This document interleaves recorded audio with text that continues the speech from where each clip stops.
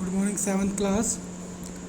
Yesterday we have discussed about how is wind caused and what is the reason behind the wind. So today we are discussing about what is a thunderstorm. Thunderstorm क्या होता है? A thunderstorm is a storm accompanied by lightning and thunder. Thunderstorm क्या होता है? एक storm accompanies by with lightning and thunder. एक storm जो lightning और थंडर के साथ होता है उसे हम थंडरस्टॉर्म कहते हैं।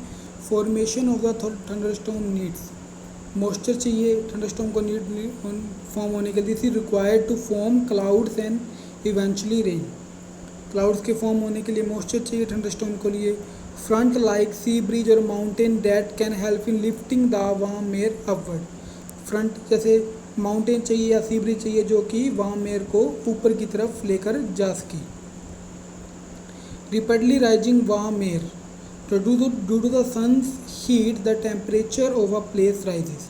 जैसे ही सन की हीट पड़ती है तो किसी भी प्लेस का जो टेम्परेचर है वो बढ़ जाता है। In the rise in temperature warm the air. जैसे जैसे जैसे टेम्परेचर बढ़ता है तो वो एयर को गर्म कर देता है, वार्म कर देता है। And create strong wind which rise in the upward direction. तो जैसे ही टेम्परेचर बढ़ता है वो क्या कर देता है? एयर को वार्म कर देता है। And create strong winds which rise in upward direction. तो जो स्ट्रॉन्ग वाइंड्स होती है वो ऊपर की तरफ चली जाती है। तो जैसे ही एयर वार्म होगी वो लाइट होगी और वो ऊपर की तरफ चली जाएगी। When droplets are also carried upward along with these wind droplets then freeze and fall back on the earth. जब ये वाइंड ऊपर की तरफ जा रही होती है तो उनके साथ वाटर ड्रॉपलेट भी मिक्स हो जाती हैं। तो this movement of rapidly rising warm air and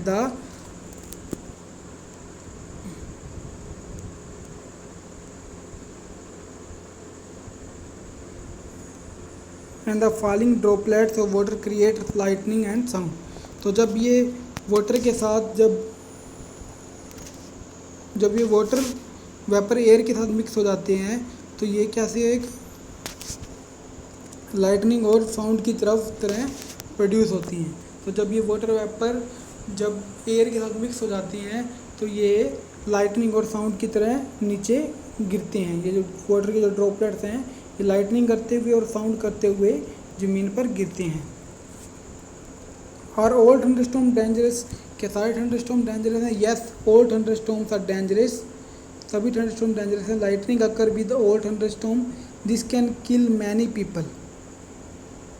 ये बहुत से लोगों को मार सकता है। It can cause damage to forest tall structure etcetera. तो थंडरस्टॉर्म जो है वो बहुत ही डेंजरस है। तो you can this in activity, ये एक्टिविटी आप अपने घर पर भी कर सकते हैं। You can take a plastic container. एक प्लास्टिक कंटेनर लेना है जो एक शू बॉक्स की तरह होगा, जिसमें आप शू बॉक्स जिसमें आप अपने शूज़ रखते हैं उसकी शेप का होगा, उसके जितना ही होगा। तो एक तरफ आपने क्या रखा? एक रेड आइस रख दी, मतलब आइस में वाटर के अंदर कुछ मिक्स कर दिया और उसको फ्रीज होने दिया तो वो रेड कलर के साथ वो क्या हो जाएगी? रेड आइस बन जाएगी। और यहाँ पर हमने कुछ ब्लू कलर डाला। तो जो राइट आइस डालेंगे इसमें तो आइस की जो कोल्ड होगी और कोल्ड की वजह से ये नीचे की तरफ वाटर वेपर जो होंगे वो नीचे की तरफ फ्लो करेंगे। और लेकिन इसमें जो है शाही में ये ऊपर की तरफ जाएंगे। ये जो आइस है ये ये कोल्ड एयर की तरह वर्क कर रहा है और ये एक वार्म एयर की तरह वर्क कर रहा है। तो ये किसकी वजह से हो रहा है? This is due to the convection. The red colour here represent the cold air and the blue colour represent here warm air. तो during a thunderstorm warm air is force to rise up by cold air. तो ये cold air जब नीचे की तरफ आएगी तो ये वार्म एयर को फोर्स करेगी ऊपर की तरफ जाने के लिए। तो ये वार्म एयर ऊपर की तरफ जाएगी। Convection play a major role in the formation of thunderstorm. तो इसी की वजह से ही थंडरस्टॉर्म फॉर्म होता है, due to the convection current. What precaution must be taken during a thunderstorm? Thunderstorm में हमें क्या करना चाहिए? अगर हम आउटसाइड हों, if you are outside then what we will do? Avoid taking shelter under tall trees और टावर। मतलब कि हमें टाल ट्रीज और टाल टावर्स के नीचे शेल्टर नहीं लेना चाहिए, उनके नीचे आश्रय नहीं लेना चाहिए। Second one, try to get into a car or a bus or a take shelter inside a building. हमें यहाँ पे या तो एक कार के नीचे अंदर बैठना चाहिए, या फिर एक बस के अंदर, या फिर किसी एक बिल्डिंग के अंदर शेल्टर लेना चाहिए। मतलब कि हमें आउटसाइड नहीं घूमना चाहिए। Take away from water bodies, water away से हमें वाटर बॉडी से दूर रहना चाहिए। If you are in water move out to a safe shelter, अगर हम वाटर के अंदर हैं तो हमें एक सेफ शेल्टर के अंदर मूव करना चाहिए। अगर हम इनसाइड हैं, अगर हम अंदर की तरफ हैं, घर में आता है, close the window and door tightly. Thunderstorm जब भी आता है तो हमें सभी विंडोज़ और डोर को टाइटली बंद कर देना चाहिए। Do not touch electrical equipments और टेलीफोन्स, इलेक्ट्रिकल इक्विपमेंट्स और टेलीफोन्स को टच नहीं करना चाहिए। और बैटरी ऑपरेटेड रेडियो का यूज़ करना चाहिए ताकि हम लेटेस्ट इन्फॉर्मेशन ले सकें और अपडेट रहें थंडरस्टॉर्म के बारे में। After next one is what are cyclones. Cyclones क्या होते हैं? Cyclones are violent storm with intense spiral. Silent क्या होते हैं? स्टॉर्म होते हैं जो कि एक इंटेंस स्पाइरल, एक स्पाइरल शेप के स्ट्रक्चर बना लेते हैं। Cyclones are accumulated by strong winds and heavy rains. Cyclones are formed by strong winds flowing around a central area having low atmospheric pressure. The air above the sea and ocean get heated and become warm. क्या होता है इसमें? जो सीध और ocean के नज़दीक जो एयर होती है वो हीट होती है और वो वार्म हो जाती है। The warm air rise upward, तो वार्म एयर जो है ऊपर की तरफ जाती है। And create area of low pressure, तो वहाँ पर लो प्रेशर क्रिएट हो जाता है। तो the rising warm air get cooler and loaded with moisture. जैसे जैसे वो राइजिंग एयर ऊपर की तरफ जाती है तो धीरे धीरे वो कूल होने लगती है और मॉइस्चर से भरने लगती है। This condense to form massive thunder clouds. इससे क्या हो जाता है कि थंडर क्लाउड्स फॉर्म होते हैं। Large amount of heat is also released. The cooler air brews to full the space created by rising warm air. तो वार्म एयर जो ऊपर की तरफ जाती है तो कूल एयर उसका प्लेस लेने के लिए आ जाती हैं, क्योंकि वहाँ पर लो प्रेशर क्रिएट हो जाता है और वाइंड हमेशा high pressure to low pressure move करती है, तो वहाँ पर लो प्रेशर में कूल एयर मूव करती है। तो दिस साइकिल कीप्स रिपीटिंग, तो ये साइकिल चलता रहता है। This lead to the formation of very low pressure system.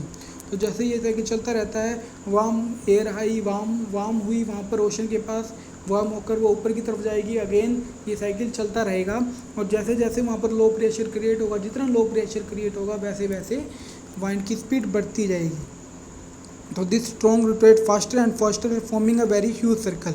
तो ये जो वाइंड है वो तेज घूमने लग जाएगी। And this atmospheric condition is called cyclone. इसको हम क्या कहेंगे? Cyclones. The centre of the cyclone is cloudless and काम एरिया। जो सेंटर होता है क्लाउड का वो काफ़ी काम एरिया होता है। यहाँ पर ज़्यादा ठंड, यहाँ ज़्यादा साइक्लोन्स नहीं पाया जाता। This is called the eye. In this area the wind is not strong and there is no rain. यहाँ पर ज़्यादा वाइंड की स्पीड ज़्यादा तेज़ नहीं होती, लेकिन आइस के चारों ओर जो वाइंड की स्पीड होती है वो अबाउट 300 किलोमीटर पर आवर होती है। इसका मतलब कि साइक्लोन्स बहुत ही डेंजरस होता है। इसकी जो वाइंड की स्पीड होती है वो काफ़ी तेज़ होती है। There are many dangerous associated with cyclones, some of them are as follows. Cyclones are accumulated by very strong wind which cause uproot trees. इससे क्या हो जाते हैं? ट्रीज अपरूट हो जाते हैं। कोलैप्स हाउस एंड बिल्डिंग्स आपस में कोलैप्स कर जाती हैं साइक्लोन्स की वजह से। And topple electrical poles, many people may be killed. Cyclone की वजह से बहुत से लोग मर भी सकते हैं। Fierce wind associated with cyclones are also called storm surges. It is a condition which cause an abnormal rise in the level of the sea water in the coastal area. जो कोस्टल एरिया में सी water के level को ये बढ़ा देता है। And the C water में enter low laying area causing low property living of human beings and destruction of vegetation. तो जब वहाँ पर कोस्टल एरियाज में सी का वाटर का लेवल बढ़ जाएगा तो वहाँ पर फ्लड आने के ज़्यादा चांस रहेंगे और वहाँ पर लोगों की प्रॉपर्टी और उनके वेजिटेशन का डिस्ट्रक्शन हो जाएगा और उनकी लाइफ पर पूरा इफेक्ट पड़ेगा। Cyclone may also cause prolonged heavy rains. तो साइक्लोन की वजह से काफ़ी हैवी रेन्स होती हैं जिसमें lead to flood causing loss of life and property. Even after cyclone is over, जब साइक्लोन ख़त्म हो जाता है, rail and transport may remain blocked by flood water. तो फ्लड के जो वाटर से वो जो वाटर इकट्ठा हो जाता है उसकी वजह से रेल्स और जो अदर जो ट्रांसपोर्ट सिस्टम होता है वो बंद रहता है। तो साइक्लोन इतना डेंजरस है। साइक्लोन को बहुत से नेम से पुकारा जाता है according to their originate. Cyclones are known as hurricanes in the American continent. American continent में साइक्लोन को हरिकेन कहा जाता है और जापान और फिलिप्स में इसको टाइफोन्स कहा जाता है। तो इसका मतलब साइक्लोन, हरिकेन्स और टाइफोन्स बात एक ही हैं, एक ही चीज़ हैं, लेकिन इनके नेम डिफरेंट है according to their place. After that, what are tornadoes? So tornado is a violent dark funnel shaped cloud extended from a thunderstorm that reach the ground from the sky. Tornado क्या होते हैं? एक dark funnel की shape के storm, ये भी एक thunder storm type का ही होता है, जो कि थंडर स्टॉर्म से का एक्सटेंड फॉर्म होता है, जो कि क्लाउड की तरह होता है और ये ग्राउंड पर स्काई से क्लाउड की फॉर्म में ये ग्राउंड पर गिरता है। तो tornadoes can cause great damage to life and property. Tornado से भी बहुत सी लाइफ एंड प्रॉपर्टी का डैमेज हो सकता है। They can even uproot trees, ये भी ट्रीज को उखाड़ सकती हैं। Most violent tornado have wind speed of up to 400 kilometre per hour. इसका मतलब टोर्नेडो की स्पीड साइक्लोन से भी ज़्यादा होती है, तो ये भी बहुत डेंजरस होते हैं। What effect measure can be taken to prevent cyclone disaster. Cyclone की आपदा, डाइजेस्टर का मतलब होता है आपदा, इससे बचने के लिए हमें क्या क्या सेफ्टी करनी चाहिए? तो following safety measure we have to take. First one, construction of storm shelter. Storm से बचने के लिए आश्रय बनाना चाहिए, जिसको स्टॉर्म शेल्टर कहा जाता है। एफोरेस्टेशन करनी चाहिए, प्लांट लगाने चाहिए लार्ज स्केल पर। थर्ड वन, कनेक्टिव रोड्स, जो रोड्स को आपस में कनेक्ट किया जाना चाहिए ताकि लोग आसानी से सेफ एरिया पर पहुंच सकें।